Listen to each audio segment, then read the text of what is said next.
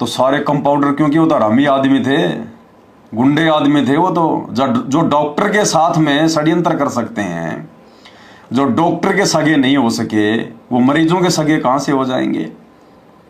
तो डॉक्टर का भाई मोहनलाल महेंद्र है, उसने पवन दास के घर पे सन 2016 में गुंडे भेजे मारने के लिए, पवन दास को मारने के लिए गुंडे भेजे, और वो भी सारनामी गुंडे, बड़े बड़े कंपाउंडर। देशराज दिल्ली वाला जो श्यामली आश्रम संभालता है उत्तर प्रदेश का, देशराज वर्ल्ड कोऑर्डिनेटर। रामनिवास छावला दिल्ली वाला, बसंत सैनी जो सार नाम दे रहा है रोहतक में भक्तों को, बसंत सैनी।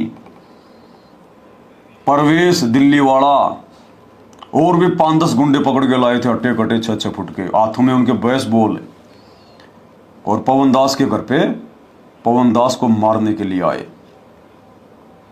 धोखे से बेचारे पवन दास को बुलवा लिया। पवन दास ने सोचा रहे अपने भगत भाई है, कोई दिक्कत नहीं, आ जाओ, बढ़िया खाना बनाएंगे, बढ़िया उनको खिलाएंगे। रास्ते में उनकी गाड़ी में बैठ गया पवन दास की, चलो भाई अपने घर पे। और पवन दास ने तो अपना भगत भाई समझ के उनके लिए साग सब्जी खरीदी रास्ते में, कि भाई 2 भगत भाई हैं, चलो कोई दिक्कत नहीं, परमात्मा की दया से भंडारा वंडारा बना लेंगे इनका, है कि नहीं। तो पवन दास ने रास्ते से ही अपने भगत भाइयों के लिए साग सब्जी वगैरह खरीद ली।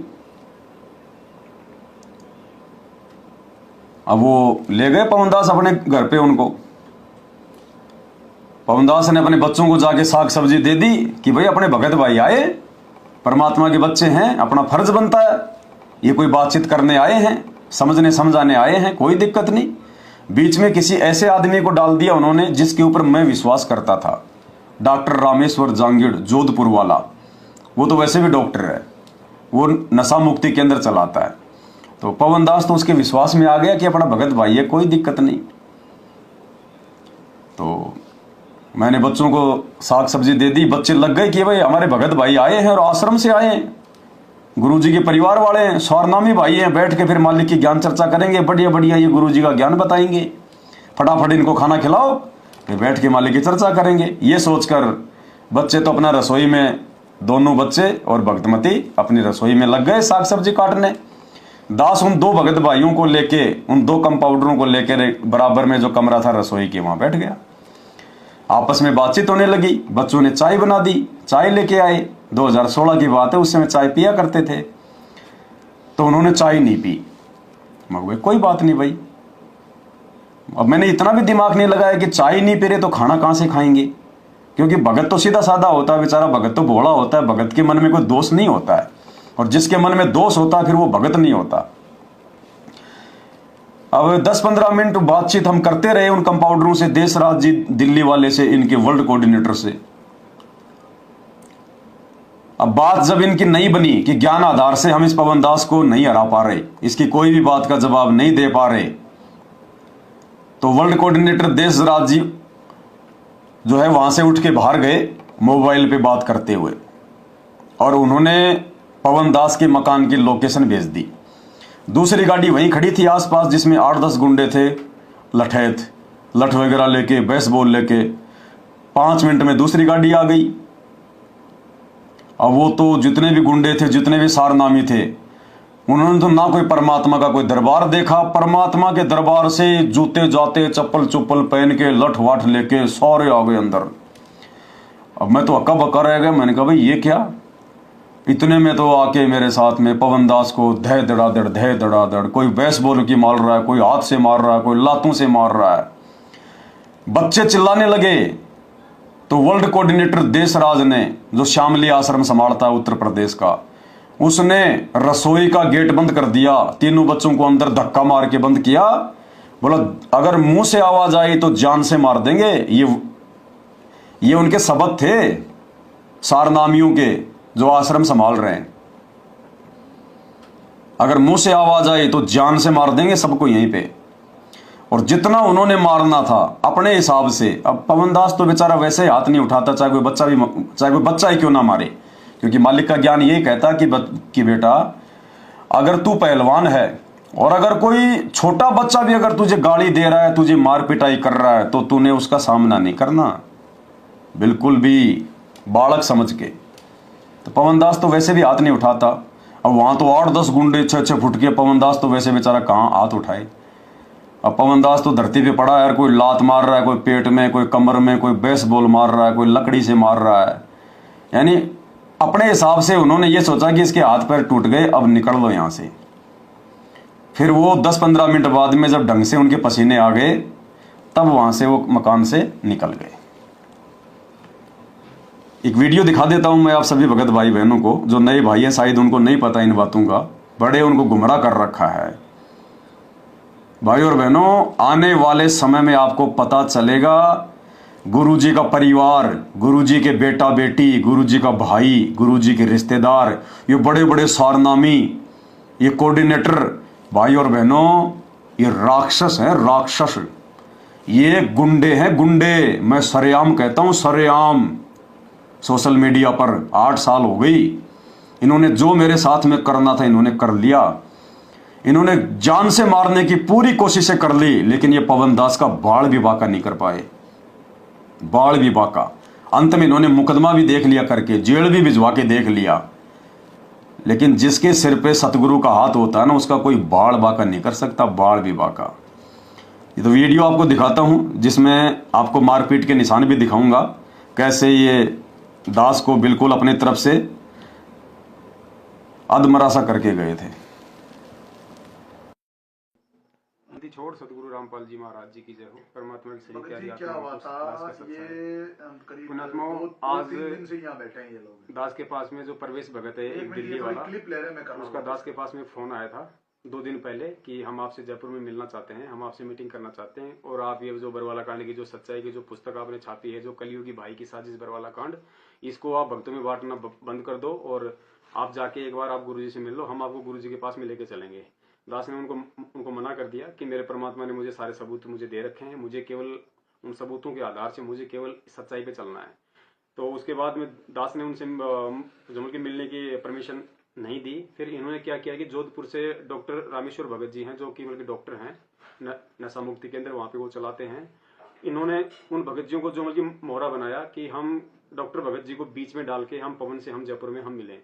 तो फिर जो प्रवेश था दिल्ली वाला, उसने डॉक्टर रामेश्वर जांगड़ जी जो जोधपुर से हैं उनको फोन किया, उनको जयपुर बुलाया, और पहले ये लोग आए, खाली जो मतलब 3 आदमी थे, प्रवेश दिल्ली वाला और देशराज दिल्ली वाला, जो जो जो मतलब कि महेंद्र उर्फ जो मतलब मोहनलाल है, उसका खास आदमी है, राइट हैंड है वो, और डॉक्टर भगत जी को लेके और स्विफ्ट गाड़ी में ये तीनों आए। डॉक्टर भगत जी का फोन आया, दास ने कहा कि भगत जी आप दास के मतलब घर पे आ जाओ, यहीं पे उन भाइयों का भंडारा भी हो जाएगा। तो डॉक्टर भगत जी उनको यहाँ लेके आ गए, दास मार्केट से सब्जी वगैरह लेके आ गए उनके साथ में, वहाँ आए बैठे, परमात्मा ने मतलब उनको चाय पिलवाई। उसके बाद में भक्तमती उनके लिए भंडारा तैयार करने लग गई और हम तीनों के आपस में बातचीत होनी शुरू हो गई। वो दास को सबूतों के आधार से कन्विंस नहीं कर पाए। अंत में देशराज भगत जी 10-15 मिनट बाद में यहाँ से उठ के बाहर चले गए। बाहर जाके उन्होंने कुछ मतलब फोन वगैरह किया। उसके बाद में एक गाड़ी डीएल नंबर की और आई। गाड़ी का नंबर हम लोग जो मतलब देख नहीं पाए हम, खाली मतलब डीएल ही मतलब जो मतलब भगत जी बता रहे कि भगत जी ने देखा था कि खाली मतलब डीएल नंबर तक मुझे ध्यान है। और वो लोग यहाँ आए, उस गाड़ी में 5-6 लोग और आए तकरीबन। सारे लोग हथियारों से लैस थे, बेसबॉल, रोड और हॉकी थी उनके पास में। सारे लोग मतलब कि जूतू समेत मालिक के दरबार में यहाँ अंदर आ गए और आते ही सबसे पहले उन्होंने दास को थप्पड़ मारा। थप्पड़ मारने के बाद में जितने भी जो लोग थे सबने दास के ऊपर ताबड़तोड़ हमला कर दिया। तकरीबन 7-8 मिनट तक उन्होंने दास को हॉकी, बेसबॉल और रोड से जो मतलब नीचे पटक के उन्होंने दास को बुरी तरीके से मारा है। आज बंदी छोड़ का पंजा दास के हाथ पे था, वरना पुण्यात्माओं जिस तरीके से वो दास को मार रहे थे, जो मतलब भैंसा नहीं बच पाता, भैंसा भी उनकी मार से मर जाता, लेकिन साहिब की दया थी।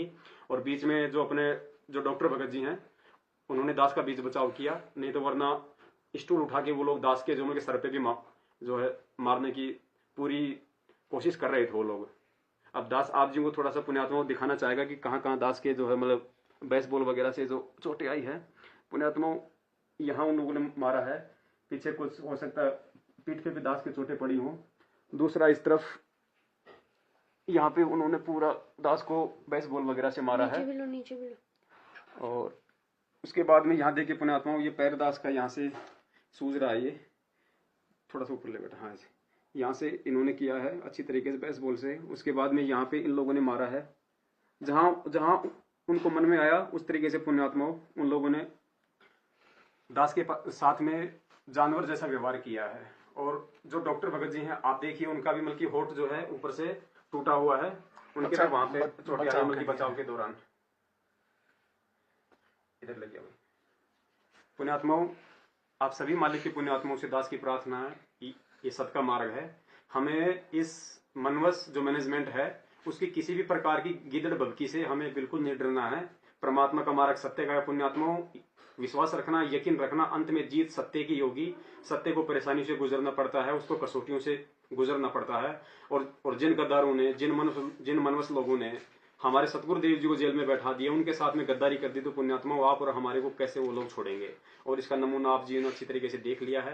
परमात्मा दया करें, दास अभी थाने में जाके FIR करके आ गया है, क्योंकि इन लोगों ने भक्तमती को और दास के बच्चों को एक अलग से कमरे में जो कि बंद कर दिया था और उनको धमकी दी थी कि यदि आवाज निकाली तो हमारे से बुरा कोई नहीं होगा, जान से मार देंगे। उसके बाद में ये लोग दास के ऊपर हमला करने लगे।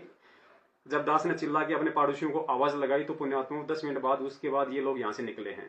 और दास अभी थाने में जाके डॉक्टर भगत जी के साथ में FIR करके आ गया है। सुबह दास का मेडिकल होगा, उसके बाद जैसे परमात्मा दया करें तो दास की सर्वसंगत से हाथ जोड़कर प्रार्थना है पुण्यात्माओं, ये सत्य का मार्ग है। आप ऐसी हरकतें इन लोगों की, वो सारनामी लोग थे वो जितने भी आए थे पुण्यात्माओं, आप इनकी हरकतों को देखो, आप इनके चाल चलन को देखो पुण्यात्माओं।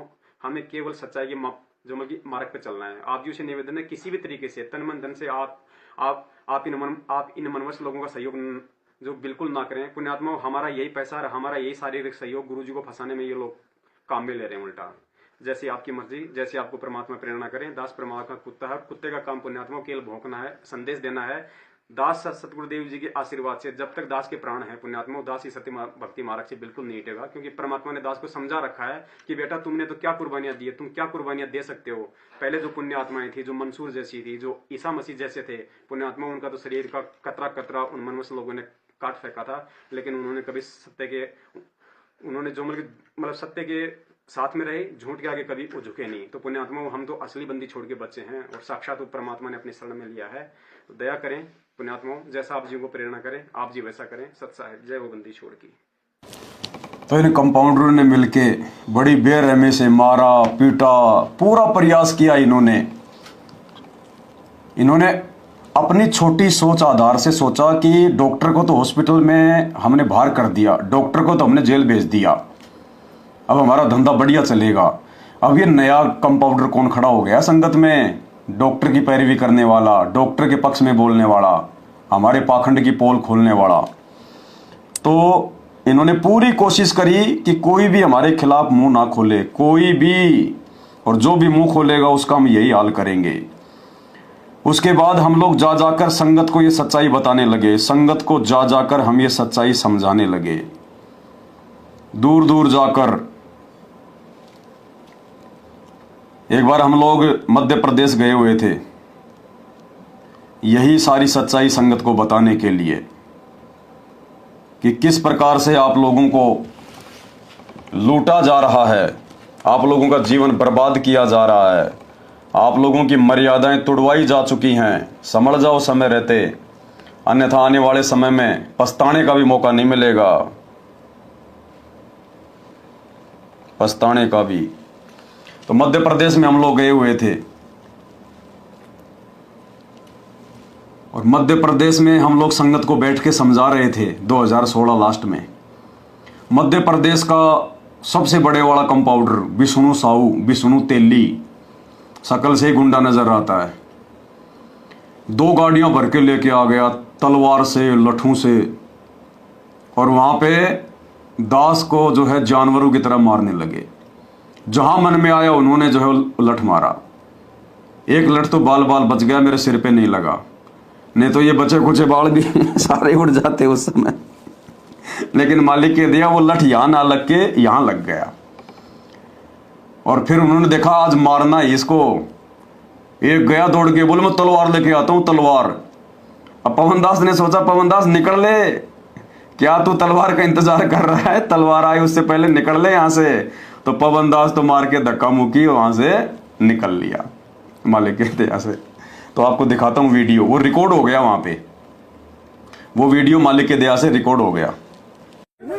जब मैं मार रहा हूँ उस दिन लगा थी गुरुजी ने, उस दिन मैंने बताना तो बिल्कुल पकड़ के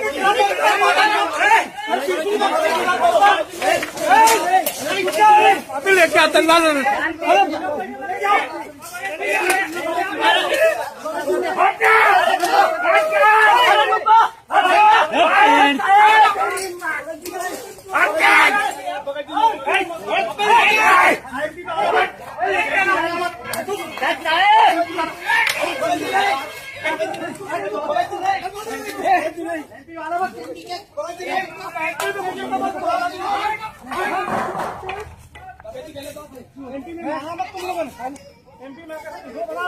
तो भाई और बहनों, ये राक्षस हैं ये लोग, आप इनको भगत मत समझो। अभी आप नए नए जुड़े हो संत रामपाल जी से, आप लोगों को कुछ नहीं पता कितनी बड़ी ये गुंडा पार्टी है। संत रामपाल जी का परिवार, उनके बेटा बेटी, भाई बंधु रिश्तेदार, ये कितने बड़े ये बदमाश है, ये गुंडे हैं ये तो सतगुरु रामपाल जी भगवान का पंजा है जो ये दास इन मगरमच्छों से, आप संगत वाले भाई बहनों को जगाने के लिए इन मगरमच्छों की छाती पे बैठ के मूंग जो है वो दाल दल रहा है। तालाब में एक छोटी सी मछली मगरमच्छों के नाक पे बैठ के उनका जीना आराम कर रही है। ये मछली की औकात नहीं है, ये सतगुरु रामपाल जी भगवान की दया है जो परमात्मा ने इन मगरमच्छों की छाती पे बैठाकर इनको परेशान कर रखा है। इनका धंधा सफल नहीं हो पा रहा। ये गुरुदेव की विशेष रया। और गालियां तो क्या सुनाऊं आपको, माता बहनें भी लाइव देखती हैं। आप ये कहोगे कि भगत जी ये गालियां तो कोई शराब पीकर कोई गुंडे से गुंडा, मवाली से मवाली आदमी भी नहीं निकाल सकता। और ये भगत होके, सारनामी होके, गुरुजी का भाई होके, गुरुजी का भतीजा होकर ऐसी ऐसी मां बहन की गालियां, आप लोगों के कानों के पर्दे फट जाएंगे। तो ये बातें जब कुछ सत्सेवकों को पता चली, उन्होंने संगत को जगाना शुरू किया। ऑफर भी बहुत दिए गए, लेकिन भाई तुम्हारे ऑफर के आगे हम बिकने वाले नहीं हैं। तुम्हारे ऑफर से पहले परमात्मा ने हमें ज्ञान दे दिया।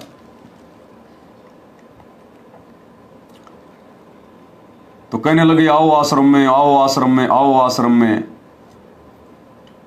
अब गए भाई आश्रम में कि भाई देखते हैं, क्या पता भाई हो सकता भाई डॉक्टर जी का कोई आदेश हो। तो गए आश्रम में। अब आश्रम में देखा, ओ हो, हमें तो पेट में दर्द था, डॉक्टर साहब ने तो पेट की दवाई दी थी हैं, और ये तो जो है कान के दर्द की दवाई दे रहे हैं।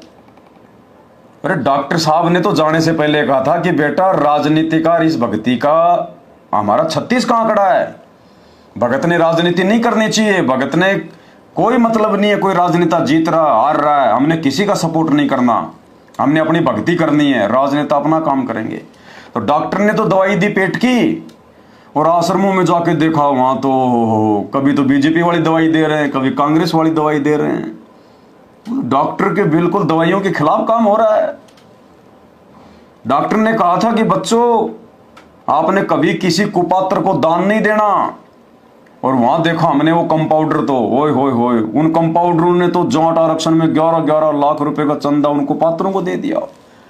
राजस्थान के गैंगस्टर आनंद पाल सिंह की सीबीआई जांच के समर्थन में भक्तों को इकट्ठा कर दिया, 5-5 लाख रुपए का दान दे दिया। सरेआम डॉक्टर की मर्यादाओं के खिलाफ, डॉक्टर की दवाई के खिलाफ काम हो रहा है। और डॉक्टर तो मरीज को खून चढ़ाता है, और इन कंपाउंडरों ने तो डॉक्टर के नाम पे बेचारे मरीजों का खून निकालना शुरू कर दिया। रक्तदान, और फिर उस खून को प्राइवेट हॉस्पिटल में ऊंचे पैसों पे बेचो। सारा टोटल डॉक्टर की दवाइयों के खिलाफ दवाई दी जा रही है। तो हमने तो हाथ जोड़ लिए भाई, यहां तो बहुत बड़ा झोला है, मर जाएंगे यहां तो, डॉक्टर के आने तक तो मर जाएंगे अगर इन बेबुद्धि के कंपाउंडरों से अपना इलाज करवाया तो। अगर इनको पाठ करवाया, ज्योति करवाई, दान दिया, अगर इनकी हॉस्पिटल में भी गए तो ये तो पकड़ पकड़ के इंजेक्शन लगाएंगे नालायक, ये तो गुंडे आदमी है। तो परमात्मा ने मेहर बख्शी, गुरुदेव ने दया बख्शी और धीरे धीरे धीरे धीरे वो समझदार भगत इतनी संख्या में हो गए, इतनी संख्या में हो गए, आज ये परेशान है, आज ये परेशान है। और फिर 2020 में डॉक्टर ने जेल से एक 9 पेज का लेटर भेजा और उसमें डॉक्टर ने बिल्कुल क्लियर कर दिया कि मेरा परिवार काल का दूत है, मेरा परिवार मुझे डॉक्टर नहीं मानता और जो मेरे सत्सेवक बच्चे हैं वो ज्ञान आधार से चल रहे हैं, वो सत्सेवक मुझे कबीर मानते हैं, मुझे वो कबीर मानते हैं और ये मेरे परिवार वाले, ये कंपाउंडर मुझे रामपाल मानते हैं। रामपाल मानने में और कबीर मानने में रात दिन का अंतर है। डॉक्टर ने हमारे को हिम्मत दे दी उस लेटर के माध्यम से कि बेटो मैं अंतर्यामी हूं और मैंने जो तुम्हें कहना था वो मैंने तुम्हें कह दिया इस लेटर में। तुम सत्सेवक मेरी जान हो, मेरी आत्मा हो, मेरे ज्ञान आधारी बच्चे हो, मैं सदा तुम्हारे साथ में रहूंगा। और अब लीला का दूसरा दौर चलेगा 2020 के बाद। मेरे से जबरदस्ती मेरे को आम व्यक्ति समझकर तुम्हारे प्रति जहर जो है बल्कि जहर उगलवाया जाएगा, तुम्हारे को गुरुद्रोही घोषित करवाया जाएगा, तुम्हारे खिलाफ पता नहीं ऑडियो निकलवाई जाएंगी, वीडियो निकलवाई जाएंगी। वो मेरी लीला का एक हिस्सा होगा, संगत की वो परीक्षा होगी। लेकिन मैंने तुम्हें ये लेटर पहले दे दिया कि आगे मैं जो मर्जी बोलूं तुम्हें उस बातों पे ध्यान नहीं देना, मेरी नजरों में तुम क्या हो मैंने इस लेटर में तुम्हें बता दिया। अब तुम हिम्मत रखना, ज्ञान आधार से चलना, अपनी भक्ति करना और जिस अज्ञान और पाखंड को जड़ से मिटाने के लिए मैं जेल में बैठा हूं, जिस कचरे को साफ करने के लिए मैं जेल में बैठा हूं, लीला कर रहा हूं, तुमने मेरा सहयोग करना है, तुमने हारना नहीं है, पीछे मुड़ के नहीं जाना। और फिर देखना आने वाला समय हमारा होगा। ये सारे के सारे कंपाउंडर ये बेमौत मरेंगे, ये छोड़ छोड़ भाग जाएंगे इन हॉस्पिटलों को। ये तो भाई और बहनों वो समय अब आ गया है। 2024 की शुरुआत हो चुकी है। 28 से पहले पहले ये नोट कर लो ये बातें आप। अभी तो आपत्तियों का दौर शुरू भी नहीं हुआ है। 4 साल 28 युग परिवर्तन का समय, क्योंकि मर्यादा किसी की है नहीं। बैटरी जितनी थी सब ने अपनी खर्च कर दी, मर्यादा सबकी टूटी हुई है, सब खंड बंड हैं। आने वाले समय में जब आपत्तियां आएंगी रात किसी को मिलेगी नहीं, विश्वास किसी का गुरुजी पे रहेगा नहीं और इस भक्ति को ऐसे तोड़ के तोड़ छोड़ के जाएंगे, तोड़ के तोड़। ये हॉस्पिटल ये तुम्हारे ये कंपाउंडर मिलेंगे नाइजीरिया हैं और तुम्हारे मरीज भाग जाएंगे अफ्रीका। कोई नहीं टिकेगा इन हॉस्पिटलों में, छोड़ छोड़ के भक्ति बैठ जाएंगे। केवल वही टिकेंगे जो सत्सेवक हैं, जो साध संगति से जुड़े हुए हैं। भाई और बहनों, हम सत्सेवकों को गाली खाने का कोई शौक नहीं है। ये लठ खाए हमने, ये कोई आज की बात नहीं है। 2016 में लठ मारे, मध्य प्रदेश गए वहां लठ मारे और ये तो खाली वीडियो जो है बन गए। इसके अलावा ना जाने कितनी बार साध संगतियों में इन्होंने भक्तों के साथ में मारपीट करी है। पुलिस वालों को पैसा दे दे के, पुलिस वालों को दारू पिला पिला के, दिल्ली की साध संगति में पुलिस वालों को दारू पिला के, पुलिस वालों को पैसा दे के गुरुजी का हलवा फैला दिया, गुरुजी की ज्योति फैला दी, पुस्तकों के ऊपर पैर लेके चढ़ रहे हैं, सत्सेवकों को मार रहे हैं, गाड़ी में पटक के थाने में ले जा रहे हैं, वहां मार रहे हैं। ये राक्षस हैं, राक्षस संत रामपाल जी के ये परिवार वाले। लेकिन भाई हमें बात समझ में आ गई, परमात्मा जो लीला कर रहा है वर्तमान में, अपने आप को छुपाकर एक आम व्यक्ति की तरह रिएक्ट करके, परमात्मा ने पहले हमारे को हिम्मत दी। जैसे कुम्हार अंदर से हाथ रख के ऊपर चोट मारता है कि मटका फूट ना जाए, तो वर्तमान में संत रामपाल जी सत्सेवकों को नीचे से सहारा दे रहे हैं और ऊपर से इन कंपाउंडरों के कहने पर, क्योंकि लीला चल रही है भगवान की, संगत की परीक्षा चल रही है, ऊपर से परमात्मा इनके कहने पर हमारे को हल्की हल्की चोट मार रहे हैं, गुरुद्रोही फलाना दिखना। और इन चोटों के माध्यम से परमात्मा हमें और ज्यादा मजबूत बना रहे हैं आने वाले समय के लिए। ये आने वाले समय में ना तो ये मैनेजमेंट रहेगा, ना ये गुरुजी के परिवार वाले रहेंगे। भाई और बहनों देख लेना, आधे तो इनमें मर जाएंगे, जैसे इन्होंने कुकर्म किए हैं परमात्मा के बच्चों के साथ में, आधे तो ये मर लेंगे ये, और भुगत भुगत के मर भी रहे हैं, और आधे ये भक्ति छोड़ के घर बैठ जाएंगे। भक्ति तो आज भी नहीं कर रही है, ये तो खाली संगत की आंखों पे काली पट्टी बंधी हुई है कि गुरुजी का परिवार भक्ति कर रहा है। गुरुजी का परिवार तो भक्ति की छींट भी नहीं है, उनको भक्ति के आसपास भी नहीं है। केवल संगत का पैसा आ रहा है, मोटा पैसा आ रहा है, इसलिए खोल खोल के आश्रम बैठे हैं। राजनेताओं के दल्ले बने हुए हैं, दल्ले। अपने आश्रम चला लें इनको संगत नहीं चलानी, इनको आश्रम चलाने हैं। और इन आश्रमों को चलाने के लिए, धनाना गांव वालों को खुश करने के लिए 50 लाख रुपए का धनाना गांव में इन्होंने बैडमिंटन का स्टेडियम बनवा दिया। तुम्हारे बाप दादा खेलेंगे आने वाले समय में? हैं? तुम्हारे बाप दादा खेलेंगे उनमें? अरे डॉक्टर साहब ने तो कहा था कि ताश भी नहीं खेलनी। कोई ताश खेल रहा है उसके साथ में बैठना भी नहीं है। संत रामपाल जी का तो ये नियम है कि जो भगत होगा वो भक्ति करेगा। ताश वालों के पास बैठ के तुझे क्या मिलेगा? उल्टी सीधी बातें मिलेंगी। ताश तक खेलने के लिए मना किया डॉक्टर ने, और तुमने उसी डॉक्टर की आड़ में और बेचारे उन मरीजों का पैसा ले लेके और तुमने 50 लाख रुपए का धनाना गांव में स्टेडियम खोल दिया है।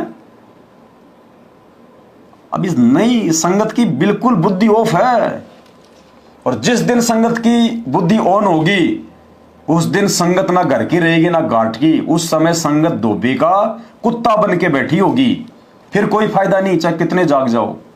तुम्हारी जो ऐसी तैसी इन्होंने 8 सालों में जो करनी थी वो कर दी। संगत का जो भक्ति धन इन्होंने खाना था खा लिया, जो जो मर्यादा तोड़वानी थी इन्होंने तोड़वा दी। अरे मुसलमान धर्म में हजरत मोहम्मद जी की एक शिक्षा है, उनको परमात्मा ने दी वो शिक्षा, फिर उन्होंने आगे अपने इस्लाम में दी कि अपने अल्लाह के अलावा, अपने अल्लाह के साथ किसी और को शामिल मत करो। जिस दिन तुमने अपने अल्लाह के अलावा किसी और को शामिल कर लिया, उसी दिन समझो तुम मर चुके हो। मर चुके हो, तुम जहन्नुम में जाओगे। तुम मुसलमान नहीं हो, फिर तुम इस्लाम के मानने वाले नहीं हो। अगर अपने अल्लाह के साथ में अगर तुमने किसी और को अगर शरीक कर लिया, और यही इस भक्ति का नियम है। भक्ति तो यही है। हजरत मोहम्मद को भी वही कबीर भगवान मिले, हालांकि बाद में उनको शैतान ने उनको ठग लिया। जबरील नाम के फरिश्ते के माध्यम से उनके ऊपर आयतें नाजिर की, बाद में उनको ठग लिया। लेकिन उनको पहले उनको परमात्मा जो है, बाद में उनको परमात्मा मिले थे। उनको मालिक ने उनको ज्ञान भी दिया, उनको सतलोक भी दिखाया, उनको सचखंड भी लेके गए, लेकिन वो नहीं माने, क्योंकि उनके 1,80,000 उनके फॉलोवर हो गए थे, मान बढ़ाई आ गई थी। और इस मार्ग में सबसे पहला नियम है, संत रामपाल जी के मार्ग में सबसे पहला नियम, चारों धर्मों से सर्वश्रेष्ठ धर्म है संत रामपाल जी का, मानव धर्म। आदि सनातन धर्म है ये, आदि सनातन धर्म, मानव धर्म। और सबसे पहला नियम क्या है उनका? 100 वर्ष सतगुरु की पूजा और 1 दिन आन उपासी, वो अपराधी आत्मा फिर पड़े काल की फांसी। कि 100 साल तो अपने गुरुजी के द्वारा बताई गई भक्ति कर लेना, और 1 दिन भी अगर तुमने गलती से कोई आन उपासना कर दी, देवी देवताओं की भक्ति में कोई सहयोग दे दिया, तुम्हारी 100 साल की भक्ति बर्बाद, नष्ट। और लास्ट में काल ने वो भी कांड इनसे जो है वो करवा दिया। अयोध्या में जो राम मंदिर का जो उद्घाटन हो रहा था, उसके बाद जो भंडारे चल रहे थे, इन मूर्खों को काल ने प्रेरणा करके अयोध्या में भंडारा लगवा दिया, 1 महीने का भंडारा। उन काल पुजारियों की पूजा को जो है दृढ़ करने के लिए 1 महीने का इन्होंने वहां पे भंडारा लगा दिया अयोध्या में, श्री राम जन्मभूमि अयोध्या में, रामचंद्र जी के निमित्त होकर। ये आखिरी मर्यादा थी, ये भी संगत की इन्होंने जो है वो तोड़वा दी। क्या बनेगी आने वाले समय में इन लोगों के साथ में, परमात्मा जाने। भाई और बहनों, आप और हम सत्सेवकों के ऊपर बहुत बड़ी मेहर है, गुरु जी की बहुत बड़ी दया है।